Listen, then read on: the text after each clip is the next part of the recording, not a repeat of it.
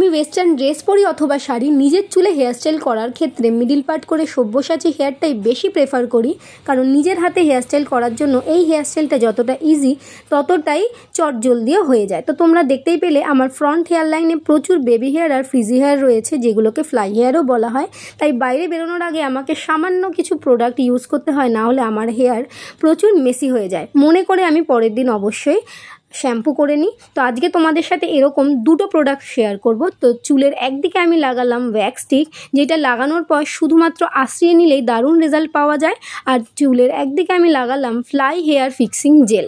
দুটো প্রোডাক্টই তোমরা যে কোনো অনলাইন সাইটে খুবই কম দামে পারচেস করতে পারবে। তো যেহেতু এইগুলো ওয়্যাক্স প্রোডাক্ট, তাই জন্য যখন লাগাবে তখন কিন্তু একটু স্টিকিনেস পাবে তোমরা, কিন্তু ধীরে ধীরে এটা অ্যাবজর্ব হয়ে যায়, তোমরা বুঝতেও পারবে না যে হেয়ারে তোমরা কিছু লাগিয়েছো। তো তোমরা ঘড়িতে দেখতেই পাচ্ছ 11টা 15 বেজেছিল যখন আমি হেয়ারস্টাইলটা করেছিলাম, আর আমি যখন বাড়িতে ফিরেছি কাজ করে তখন বাজে 2টো।